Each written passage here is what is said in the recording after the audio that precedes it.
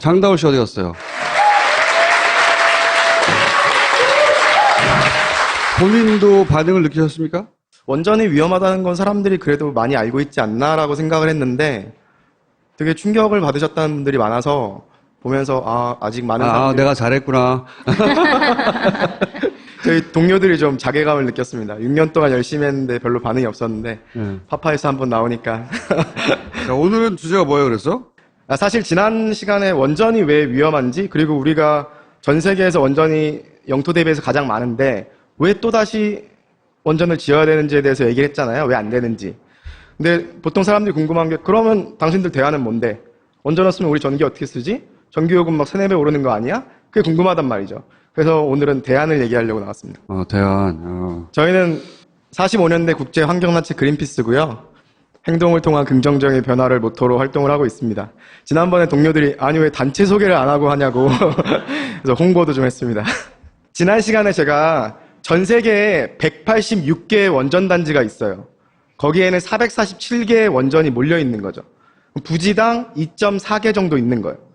전 세계에서 가장 많이 밀집되어 있는 원전 11군데인 거예요. 여러분들이 보시는 게. 신고리 오르코기까지 지어졌을 때를 가정한 거예요. 그러면 전 세계에서 가장 많은 원전이 가장 큰 규모로 있고 심지어 그 근처에 사는 사람들이 382만 명이 30km에 살고 있는 곳이 우리나라 부산, 울산에 걸쳐 있는 고리고요. 2위도 울진이에요. 울진에도 2개를 지금 짓고 있거든요. 그래서 울진도 8개로 2위고요. 5위가 전남의 영광, 8위가 경주에 있는 월성인 거예요. 매우 특수한 상황이에요. 이렇게 원전을 밀집해서 지어놓은 나라도 없고 근데 이 상황에서 이미 고리는 거의 1등이나 마찬가지인데 또다시 2개를 짓겠다고 하는 게 지금 얘기하고 있는 신고리 오리콕인 거예요. 그랬을 때 그럼 대안은 뭔가? 대안을 얘기하기 전에 제가 좋아하는 말이라서 한번 붙여봤는데 우리가 뭔가를 변화를 만들어 나갈 때 힘든 거는 새로운 아이디어가 부족한 게 아니라 기존에 있던 틀에서 벗어나는 게 너무 힘든 거죠. 아이디어가 없거나 새로운 기술력이 없거나 대안이 없는 게 아니라 그동안 우리가 관성적으로 해왔던 것에서 벗어나는 게 힘들다는 얘기예요. 그래서 그럼 과연 대안이 뭔지를 생각해 보려면 세상 밖으로 좀 눈을 돌려봤으면 좋겠어요. 전 세계는 이미 우리가 3, 40년 뒤에 하려고 하는 지금부터 시작하려고 하는 에너지 전환을 이미 하고 있어요. 이미 전 세계 전력의 25%가 재생에너지에서 나오고 있고요. 태양광은 지난 10년 동안에 정말 빛나는 성장을 했어요. 추세만 보셔도 이미 벌어지고 있는 현실이라는 거죠. 풍력도 바람같이 증가를 했어요. 이미 벌어지고 있는 현실이 미래 예측이 아닌 거예요. 지난해 전 세계에서 발전 설비를 새로 지을 거 아니에요. 해상풍력, 육상풍력, 태양광, 태양열, 지열, 바이오에너지, 조력, 파력 우리가 자연에서 얻어서 활용할 수 있는 에너지를 작년에 새로 늘어난 설비의 50% 이상이 이미 재생가능 에너지였다고요. 그리고 48개국이 2050년까지 100% 재생가능 에너지 가겠다고 이미 그 계획을 내세운 거죠. 100% 2050년까지. 우리는 문재인 대통령 계획대로 하면은 2079년까지 원전과 같이 살게 돼요. 근데 다른 나라들은 이미 40년 전에, 30년 전에 100% 재생가능을 가겠다고 지금 달려가고 있는 상황이라는 거죠. 96개 기업이 100% 재생가능 에너지로 그 기업에서 생산 라인에 공급되는 에너지를 다 바꾸겠다고 이미 약속을 했어요. 기업들이. 단순히 환경단체나 정부만의 얘기가 아니라는 거죠. 그리고 경제성도 나날이 좋아지고 있어요. 풍력발전 같은 경우에 지금 킬로와트 시당 34원으로 떨어졌어요. 우리나라 원전 경제성이 킬로와트 시당 60원이에요. 근데 저 34원이 매년 떨어지는 거예요. 그래서 가장 최근의 데이터예요. 저희가 이런 얘기를 하면 반론을 피시는 분들이 보통 쓰는 데이터가 제가 종종 보면은 3, 4년 전의 데이터를 써요. 재생가능 에너지는 1년 전의 데이터를 쓰지 않으면 지금 상황을 알 수가 없어요. 매년 바뀌니까.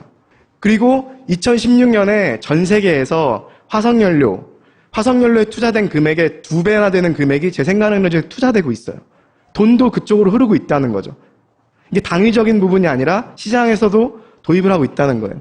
그리고 176개국이 전 세계 200개 국가가 있잖아요. 176개국이 이미 재생가능 에너지 목표를 수립해놨어요. 물론 한국도 있죠. 지금 1%예요. 재생가능 에너지가 우리나라가. OECD 꼴찌. 선진국 중에 꼴찌예요. 1%. 근데 그 재생가능 에너지를 2030년까지 앞으로 13년 뒤까지 20%로 늘리겠다는 게 새 정부의 공약인 거예요. 그리고 재생가능 에너지는 전 세계적으로 2016년에 830만 개의 일자리를 제공을 했어요. 근데 제가 최근 수치가 중요하다고 했잖아요. 이 수치가 또 이제 980만 명으로 늘었어요. 그만큼 수많은 일자리를 창출해내는 거, 양질의 일자리를. 그냥 땅 파고 건설하고 끝나는 게 아니라 지속적으로 생산하고 보수하고 유지하고 디자인하고 이런 일자리들이 나오고 있는 거예요. 그리고 재생에너지 하면은 어떤 기술들이 있을까 궁금하실 텐데 런던에서는 저렇게 다리 위에다가 쭉 깔았고요. 일본에서는 물 위에다가 수상 태양광을 띄워요. 태양광 패널들도 여러분이 많이 보시겠지만 다양한 디자인들이 많이 나오고 있어요. 심지어 프랑스에서는 고속도로에 깔았어요. 지금 재생에너지 반론이 나오는 게 재생에너지를 우리나라 태양광으로 우리나라에 필요한 전기를 쓰려면 뭐 여의도에 몇 배가 필요하고 이런 얘기 많이 나오잖아요. 바보 같은 얘기예요. 왜 그냥 빈 땅을 다 깔 필요가 없이 건물 위에, 주차장 위에, 도로 위에, 물 위에, 바다에, 해상 풍력에 다양한 가능성이 있는 거죠. 앞으로 3, 40년 동안.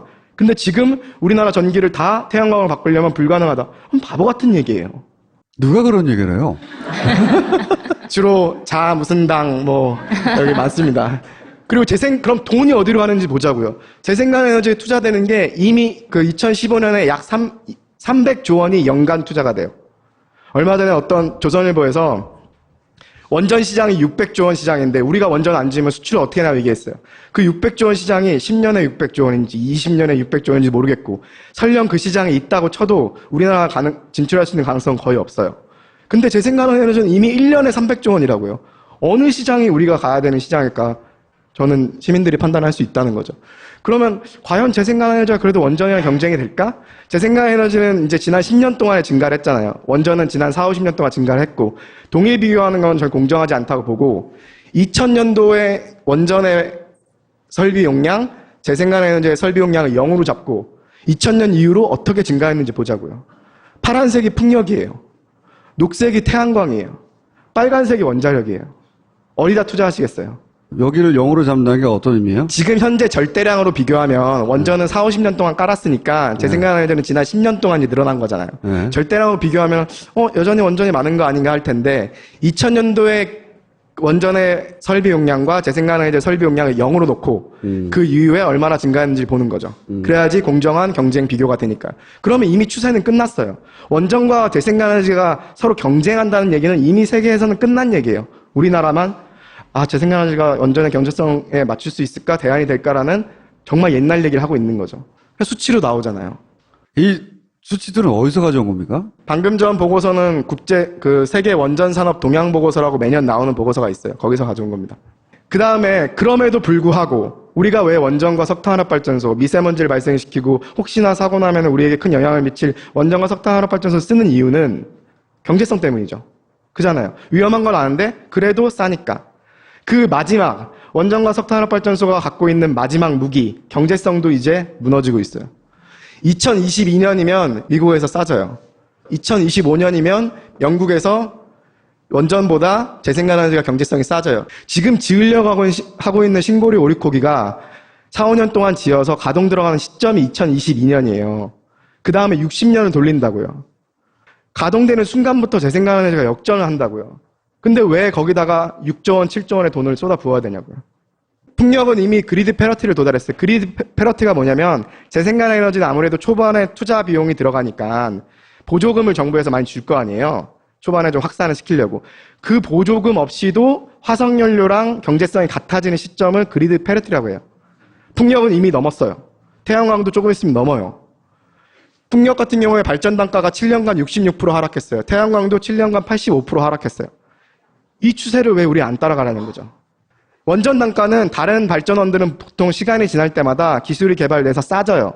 원전은 시간이 지날수록 사고가 나잖아요. 쓰리마일 사고, 체르노빌 사고, 후쿠시마 사고 나니까 안전장치를 강화를 시켜요.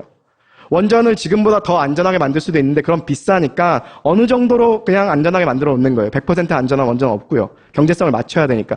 근데 계속 사고가 나면서 안전설비가 추가가 되니까 되게 거의 유일하게 발전원들 중에 시간이 갈수록 비싸지는 발전원인 거예요, 원전은. 원전과 화석연료의 경제성은 재생에너지에 비해서 경제성을 잃어버린다는 거예요. 빨간색이 육상풍력 발전이에요. 파란색이 원자력이고요. 왼쪽에 있으니까 육상풍력 발전이 원자력보다 이미 싼 거죠. 국내 재생에너지 시장은 제가 말씀드린 대로 지금 1%라고 했잖아요. OECD 꼴찌. 오른쪽 보시면 OECD 국가들 비교해놨는데 저기 4.6% 있죠. 저 양반이 1%라 그랬는데 왜 4.6%지 이상하잖아요. 내가 그거 하려고 그랬어. 역시 날카로우십니다.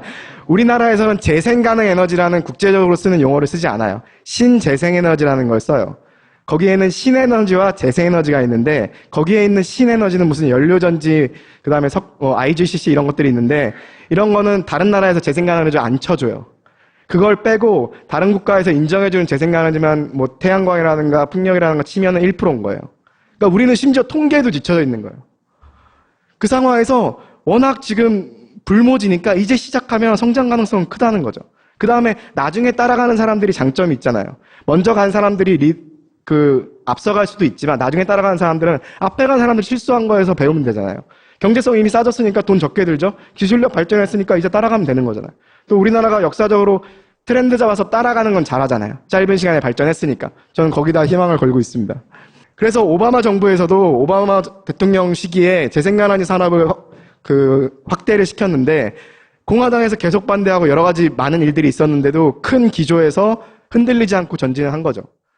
이 자료는 그린피스 자료가 아니라 유진투자증권의 한병환 애널리스트 분이 만드신 자료예요. 그러니까 그린피스가 경제성이나 투자 얘기하면 니네가 뭐라고 할 거예요.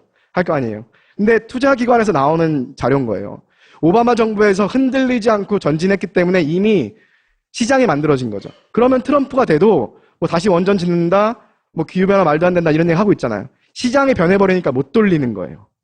그러니까 지금 자유한국당이라든가 바른정당, 국민의당이 지금 계속 원전 정책도 태클을 걸고 있는데 선거 때는 바른정당이나 국민의당도 다 장기적인 탈원전 동의했어요. 시민단체 다 약속해주고.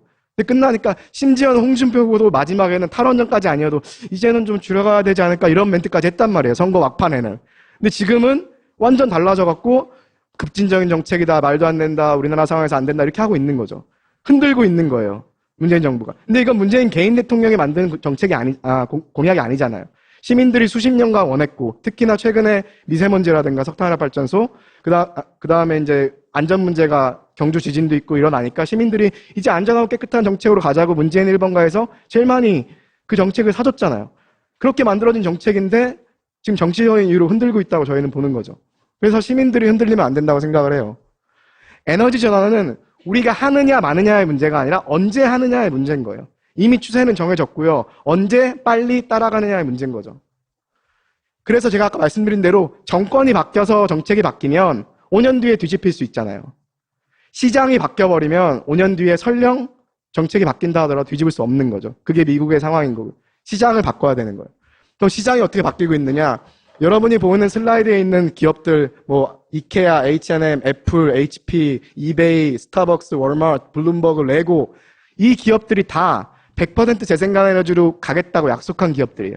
그런 기업들이 이미 100개가 넘었어요. 위에 보시면 RE 100이라고 돼 있잖아요. RE가 영어로 재생가능에너지가 리뉴어블 쓰니까 그 앞에 RE를 딴 거고요. 재생가능에너지 100% 가겠다고 기업들이 하고 있다고요. 그린피스가 하고 있고 뭐 문재인 대통령만 하고 있는 게 아니라 기업들이 시장들이 움직이고 있다고요. 마크 주커버거가 이렇게 얘기했어요. 에너지 전환은 지금보다 훨씬 빨리 이루어질 수 있습니다.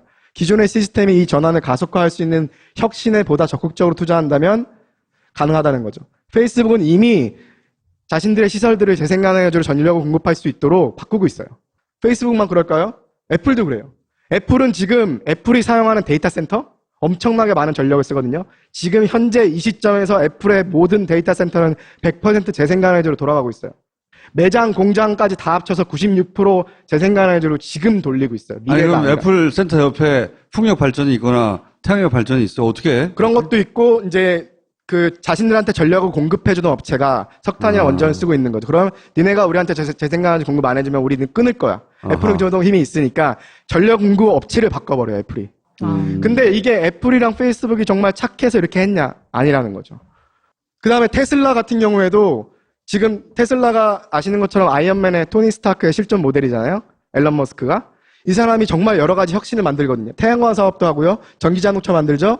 여기 중간에 보이시는 하얀 거는 전력을 저장하는 장치예요. 벽에다가 저렇게 다는 거예요. 전력 저장 장치의 효율도 테슬라에서 확 당겨버렸어요. 그러니까 재생가능 에너지는 변하잖아요. 햇빛이 없으면 안 나오고 바람이 안 불면 안 나오잖아요. 그래서 관건이 저장을 시켜야 되는 거죠. 그거를 테슬라에서 밀고 있는 거예요. 그리고 최근에 뭐가 나왔냐면 그 집의 지붕의 기와장을 태양광 패널로 만든 거예요. 그래서 아예 집을 지을 때 기와장이 태양광 패널인 거예요. 그러니까 땅덩이가 필요하다는 말도 안 되는 반론은 안 되는 거죠. 기술은 이렇게 발전하고 있는데 테슬라에서 만든 기와장이에요. 태양광 기와장. 저걸 까는 거예요. 세상은 변하고 있다고요. 심지어 애플이 이런 광고를 냈어요. 애플이랑 삼성이랑 특허권 가지고 서로 베꼈다고 소송하고 있는 거 아시죠? 근데 애플이 그거를 이용해서 장난을 친 거예요. 약간 비꼰 거죠. There are some ideas we want every company to copy. 우리 아이디어 중에 이런 건 니네 모방해 가. 꼭 그렇게 영어로 읽었어야 해요? 발음이 되게 좋으시네요. 우리 이런 아이디어들 좀 베껴봐. 우리 이렇게 잘하고 있으니까 이거는 카피해도 돼라고 한 거예요. 물론 국민 정서를 생각해서 한국에서는 이 광고를 안 냈어요. 호주에서 낸 거예요. 아무래도 우리나라에 좀 다른 정서가 있으니까. 근데 아까 제가 말씀드린 대로 애플과 페이스북이 그냥 바뀌었을까? 아니에요. 2009년에 그린피스에서 이런 전력을 많이 사용하는 IT 기업들, 데이터 센터가 전 세계의 데이터 센터를 전 세계의 데이터 센터가 쓰는 전력량을 합치면 국가 기준으로 한 5위에서 6위 정도가 돼요. 전력 사용량이 전 세계에서. 근데 우리는 계속 많은 IT 기기들을 쓰잖아요. 이건 늘어날 수밖에 없잖아요. 그러니까 여기가 바꿔야 된다고 해서 저희가 이 주요 IT 기업들을 상대로 캠페인을 시작을 한 거예요. 데이터 센터 전력을 재생에너지를 공급하는 약속을 해라. 처음에는 무시했고 비웃다가 시민들이 요청하고 저희가 랭킹 리포트도 내서 누가 잘하는지 줄 세우고 하니까 변한 거죠. 그래서 애플, 구글, 이베이, 아마존, 페이스북 이런 기업들이 바뀐 거예요. 그래서 미국에서 바꿔놓고 저희가 그럼 한국에서도 어떻게 할까 고민하다가 혁신을 통해서 한국의 IT 기업들을 한번 바꿔보자. 왜 IT 기업이냐면 새로운 에너지 시스템을 전환하려면 산업계도 바뀌어야 되는데 건설업계가 먼저 바뀔까요? 아니라는 거죠. 중화학공업계가 바뀔까요? 석유업계가 바뀔까요? 안 바뀌잖아요. 근데 IT 기업 같은 경우에는 세상을 바꾸는 기술이잖아요. 우리가 스마트폰을 쓰면서 우리 삶이 바뀌잖아요. 그럼 IT 기업이 좋은 기술로 이런 걸 만들어내면 우리 삶이 바뀌면서도 좋은 방향으로 갈 거라는 생각으로 IT 기업 상대로 캠페인을 한 거죠. 그래서 미국은 바꿔놨고 한국에서도 그래서 딴 거 하자라는 캠페인을 시작했어요. 한국의 7개 IT 기업들 대상으로 당신들도 미국 기업처럼 글로벌 IT 경쟁에 살아남기 위해서 여기로 가야 된다. 처음에는 비웃었죠. 신경도 안 쓰고. 그래서 저희가 줄을 막 세웠어요. 자료를 공개받아갖고 재생에너지 비전에 있는지 얼마나 쓰고 있는지 이런 것들 조사를 한 거죠. 그래서 랭킹을 매기는 거예요.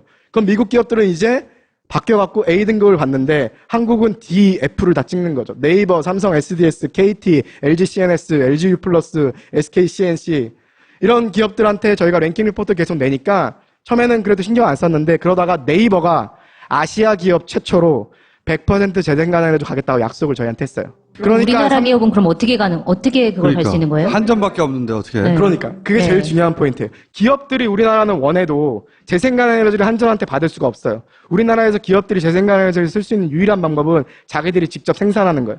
근데 쉽지 않잖아요. 네.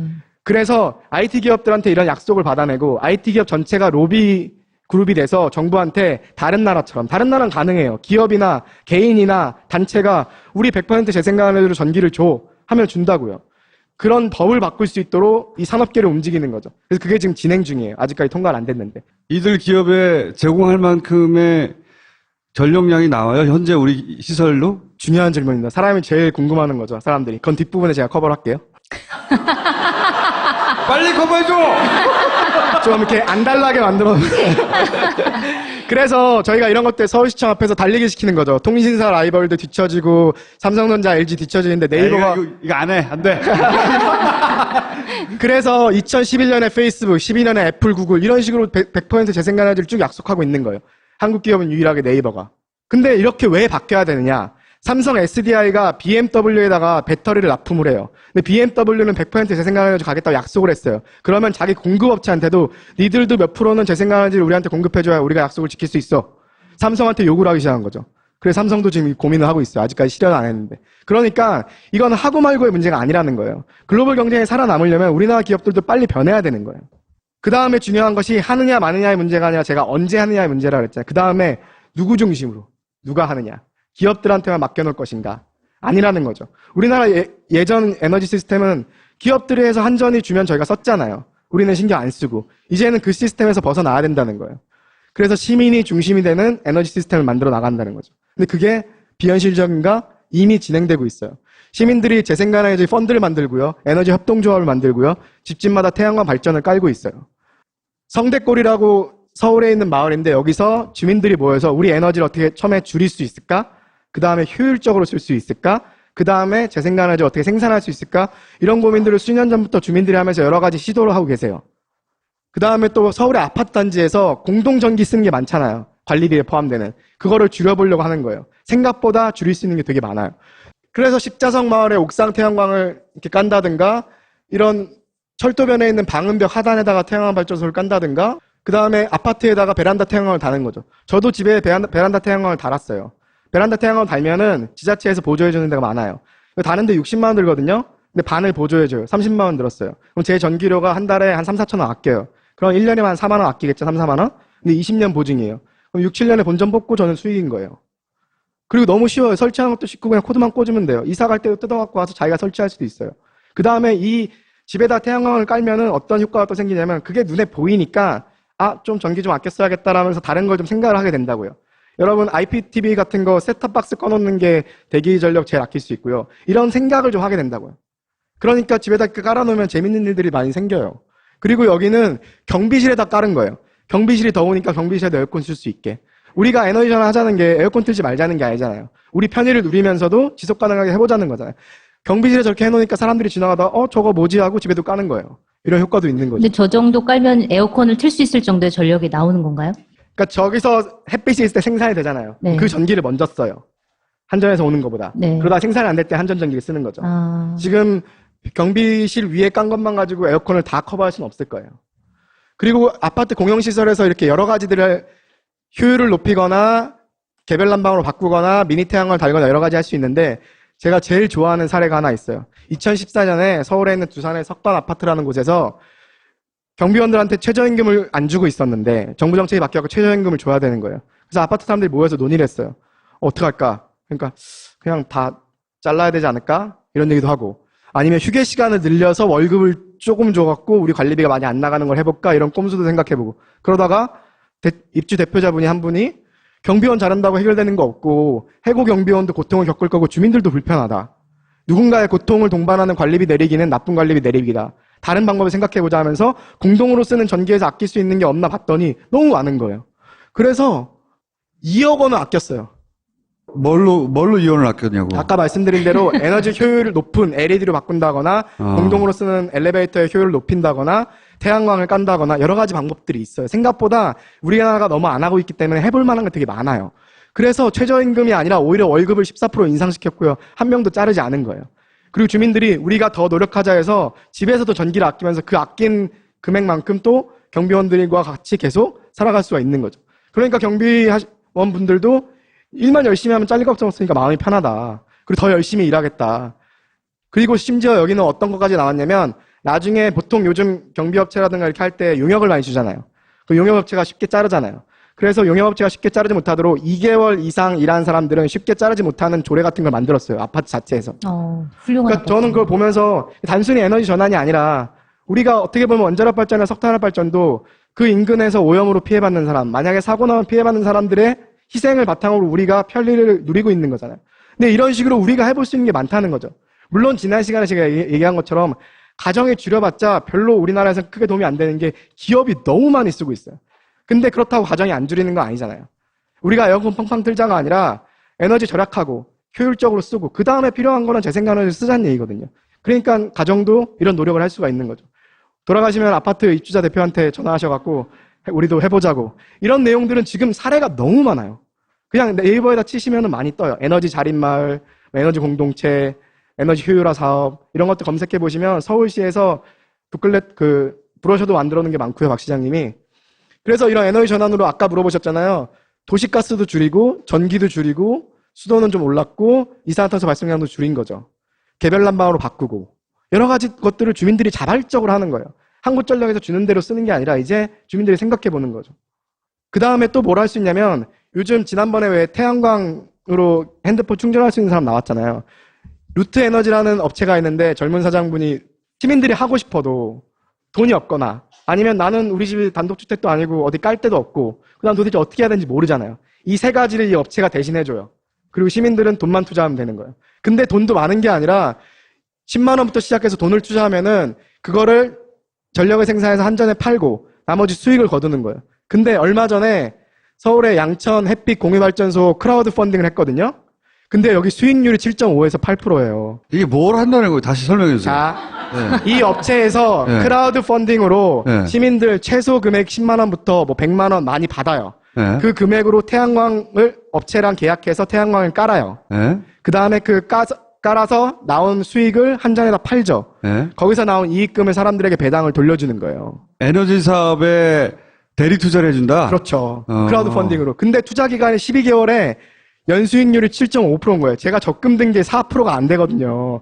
이거 보면서 저기다가 돈을 넣었어야 되는데 고민을 했죠. 그리고 대표한테 제가 전화해갖고 좀 알려주지. 근데 이거 크라우드 펀딩 할 때 55분 만에 마감됐어요. 개인들이 그렇게 하기에는 도대체 어떻게 할지 방법을 모르니까 대리 투자를 하고 그래서 재생에너지 시설을 점점 늘려가는 사업을 한다. 좋은 전략을 짠 거는 재생에너지가 저는 좋다고 생각하지만 어떤 사람 입장에서 난 풍력발전기 좀 보기 싫은데 태양광 발전 까는 것도 귀찮은데 할 수 있잖아요.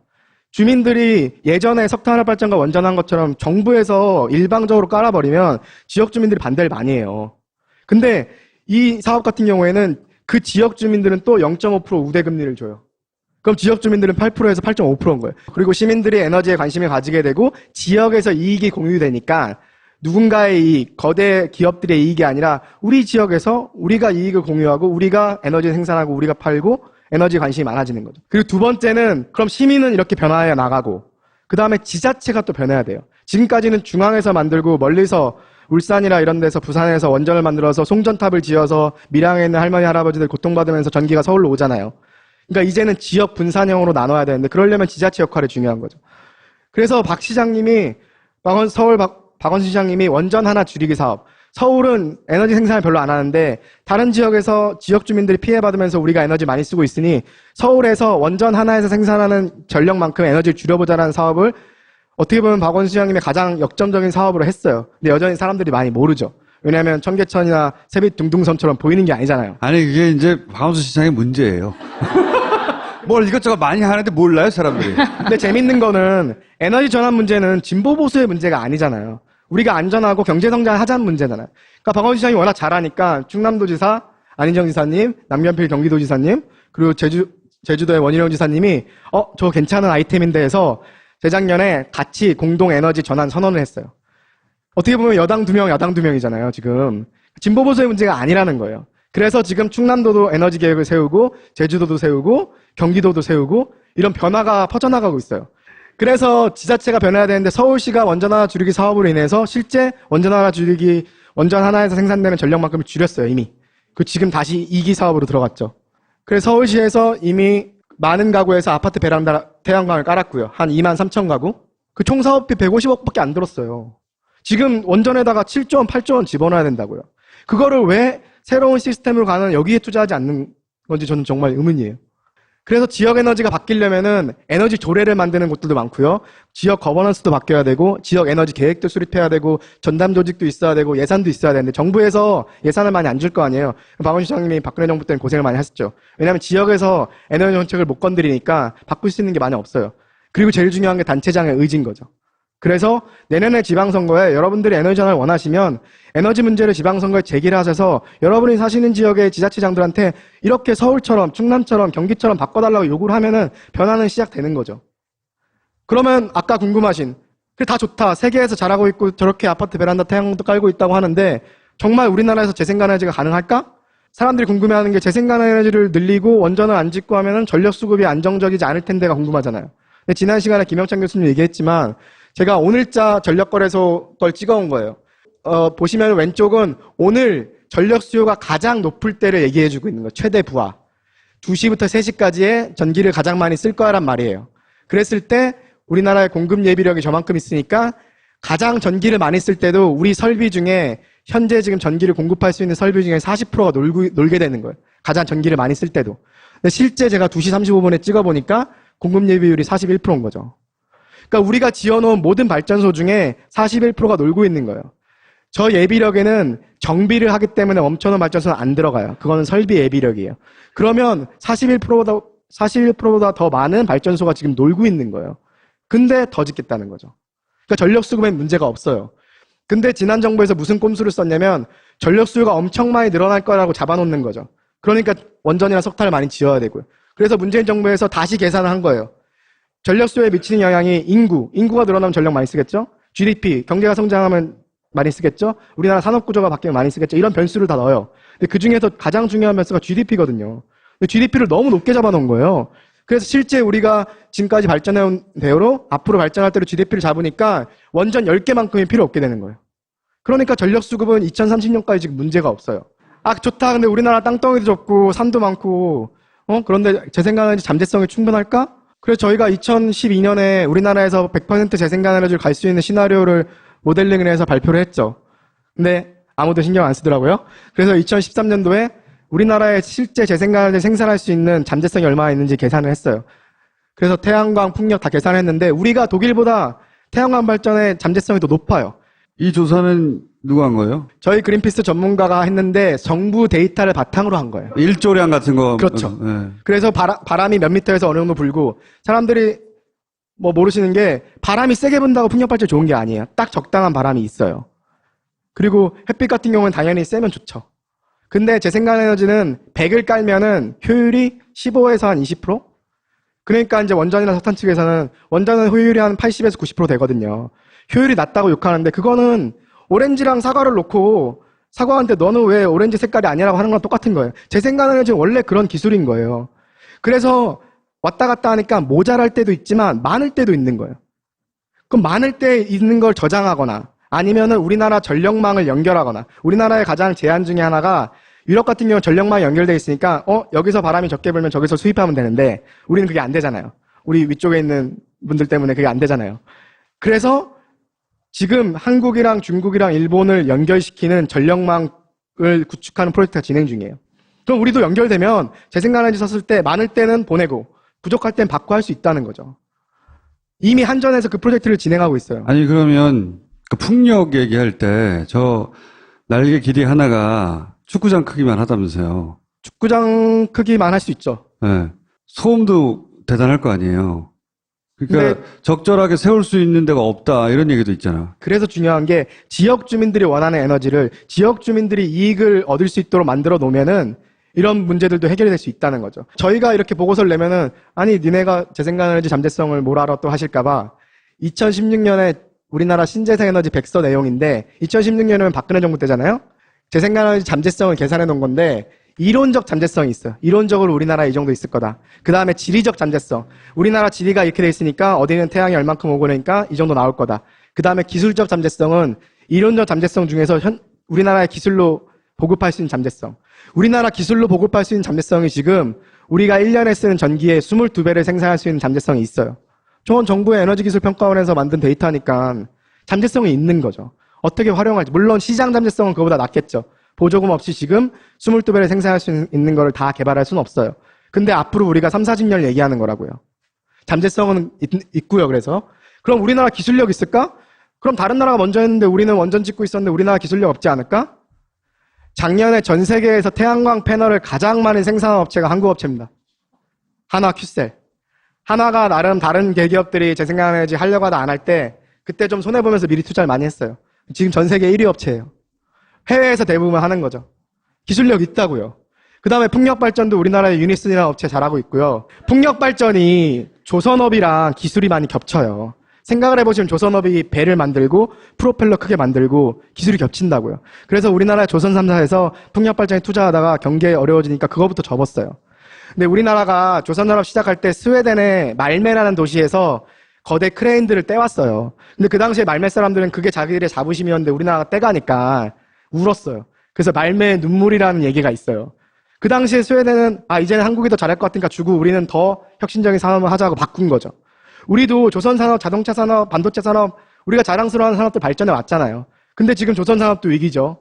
미리 이렇게 준비했으면 말메의 눈물처럼 다른 데로 조선산업도 중요하지만 더 새로운 산업들을 미리 준비했으면 우리 조선산업의 강점을 가지고 풍력산업으로 넘어갈 수가 있었다고요. 그걸 놓친 거예요, 지금은. 근데 아직도 늦지 않았다고 생각을 해요. 그 다음에 사람들이 또 제일 궁금한 거, 그럼, 저 양반 얘기하는 거 다 좋은 거 같은데, 그래도 한 달에 돈 너무 많이 되면 힘든 거 아니야? 이런 생각을 하실 텐데, 현대경제연구원에서 문재인 정부 정책대로 갔을 때, 2020년에 지금보다 한 달에 660원 내시면 되고요. 2025년에 2,964원, 3,000원 더 내시면 되고요. 2030년에 5,500원 내면 되는 거예요. 그러니까 신고료 울고기 건설 중단은 매몰 비용 얘기하잖아요. 1조 원 들어갔고 이 사람들 보상해주면 2조 6천억 원 우리가 날린다. 근데 지금 멈추면 앞으로 7, 8조 원을 아껴요. 그 돈을 가지고 에너지 전환에 투자하자는 거죠. 매몰 비용을 볼 게 아니라 기회 비용을 보자는 거죠. 그런 방향으로 넘어가야 된다고 생각을 해요. 그랬을 때 답은 또다시 시민의 힘이라고 생각을 해요. 제가 지난달에 일본에 가서 강의할 일이 있었는데 일본에서 한국의 에너지 전환 정책에 되게 관심이 많아요. 아시는 것처럼 일본도 후쿠시마 이후에 원전 제로 선언했다가 지금 뒤집혔어요. 그래서 우리나라 원전업계에서 봐라 일본도 지금 뒤집혔지 않느냐 하잖아요. 근데 일본은 54개의 원전이 돌아가고 있다가 후쿠시마 사고 나면서 그걸 다 닫았어요. 54개를 다 닫았다고요. 그 다음에 지금 재가동되고 있는 거 5개밖에 없어요. 그리고 12개 폐로시켜갖고 지금 42개밖에 안 남았는데 3년 넘게 42개 중에서 37개는 3년 넘게 한 번도 안 돌아갔어요. 근데도 블랙아웃 안 됐어요. 우리는 2080년까지 하겠다는 거는 일본은 사고 때문에 갑자기 원전이 다 날아가 버린 거예요. 근데도 블랙아웃 없이 견디고 경제에 당연히 부담이 됐죠. 근데 그렇게 큰 부담이 되지 않았다고요. 그래서 일본에서 관심이 많아요. 도대체 한국은 어떻게 에너지 전환 정책을 다시 저렇게 선언을 했냐. 그래서 제가 강의를 하면서 여러 가지 얘기했는데 일본 사람들이 궁금한 게 아니 어떻게 광화문에 100만 명이 모이냐는 거예요. 제가 그 비디오를 보여줬거든요. 그래서 제가 우리는 1960년도에 4.19가 있었고 87년도에 민주화가 있었고 아니지, 파파이스가 있었다고 해야지. 근데 그런 얘기 하면서 사실 저도 예전에 우리나라 1987년에 민주화 운동이 있었고 하면 제가 그거 한 게 아니잖아요. 공감이 안 됐단 말이죠. 그리고 그때 당시에도 저도 다시 한번 100만 명이 우리나라에 모일 수 있을까? 후쿠시마 3주기 NGO들이 후쿠시마 3주기 행사를 시청 앞에서 했는데 500명 모였어요. 그래서 저는 거의 자포자기하고 있었는데 작년에 100만 명 모이는 거 보면서 저도 정말 설레었거든요. 그러니까 일본은 한 번도 시민의 힘으로 뒤집어 본 적이 없는 거예요.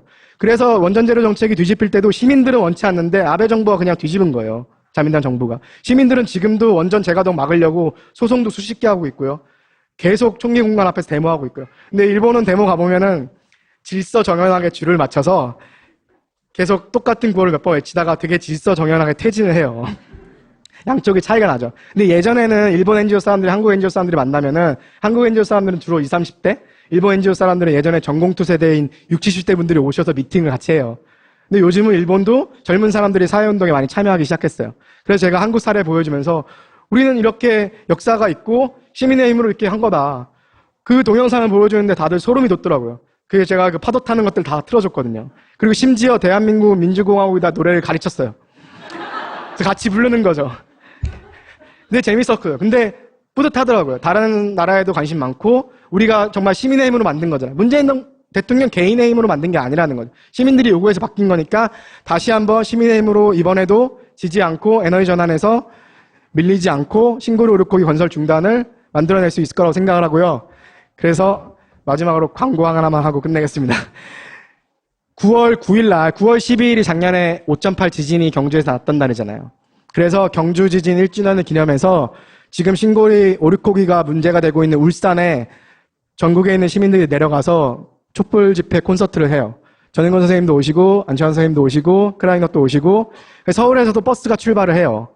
관심 있으신 분들은 같이 울산에 가서 우리가 원하는 에너지 전환을 얘기할 수 있으면 좋겠고요. 지금 말한 거를 실제 지자체 단위에서 시도해서 지자체 전체가 완전하게 재생에너지로 돌아가는 사례가 있잖아요. 그러니까 우리나라 도 개념 정도의 크기는 제 기억은 없을 텐데 시는 있어요. 그러니까요. 네, 타운이나. 뭐 시도 지자체니까 어쨌든 도시 전체가 그렇게 재생에너지로 전환된 사례가 있잖아.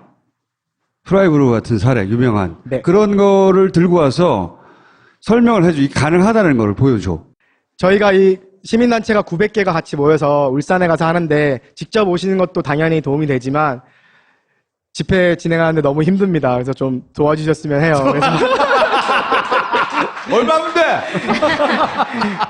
노고리 56.kr이나 혹은 페이스북에 신고를 오르코기 백지원 그러면 이 시민행동 돈은 이 행사를 위한 돈이 되는 거예요? 아니면 네. 그린피스를 위한 돈이 되는 거예요? 아닙니다. 그린피스 전혀 아니고요. 이 여기 행사를 참여하고 위한. 있는 900개 단체들이 같이 쓰는 돈이고 저희가 후원해 주시는 부분 투명하게 나중에 어떻게 썼는지까지 공개하도록 하겠습니다. 포인트 주시고 빨리 나갔어요 이제.